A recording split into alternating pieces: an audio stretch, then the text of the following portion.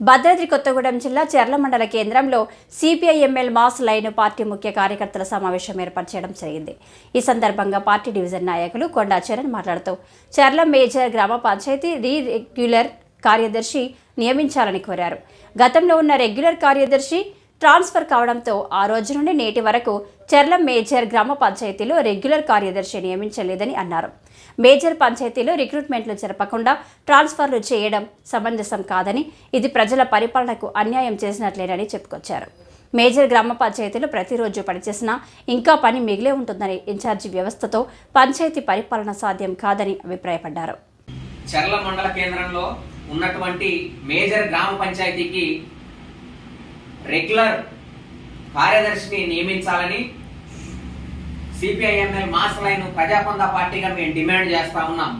ఎందుకంటే గతంలో రెగ్యులర్ కార్యదర్శి గారు ఉండేవారు. ఆయన ట్రాన్స్ఫర్ అయ్యి వెళ్ళిన తర్వాత ఇక్కడ ఇన్ఛార్జి వ్యవస్థ కొనసాగుతా ఉంది. రెగ్యులర్ కార్యదర్శి గారు ఉన్నప్పుడే పని అత్యంత అధికమైనటువంటి పని ఇక్కడ ఉండేది.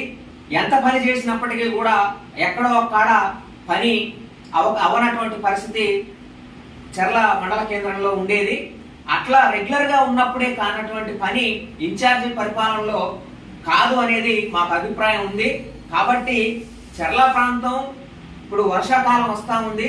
సీజనల్ వ్యాధులు ఎక్కువగా వచ్చేటువంటి అవకాశం ఉంటది. నిరంతరం గ్రామ పంచాయతీ మొత్తం పరిశుభ్రంగా ఉండాల్సినటువంటి అవసరం ఉంది.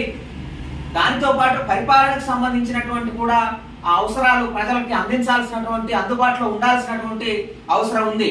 ఆల్రెడీ ఇంకొక పంచాయతీలో ఇన్ఛార్జి అక్కడ బాధ్యతలు నిర్వహిస్తూ ఇక్కడ ఇన్ఛార్జి చేస్తూ ఈ పని మొత్తాన్ని కదిలించాలంటే అయ్యే పని కాదు. మండలంలోనే అత్యంత పెద్ద పంచాయతీగా చెర్ల మేజర్ గ్రామ పంచాయతీ ఉంది. కాబట్టి ప్రజలు, ఆ అధికారులు ప్రజల యొక్క అవసరాలని, వాళ్ళ యొక్క ఆరోగ్యాలని దృష్టి పెట్టుకొని ఖచ్చితంగా చెర్ల గ్రామ పంచాయతీకి రెగ్యులర్ కార్యదర్శి నియమించాలని ఈ సందర్భంగా మేము డిమాండ్ చేస్తున్నాం.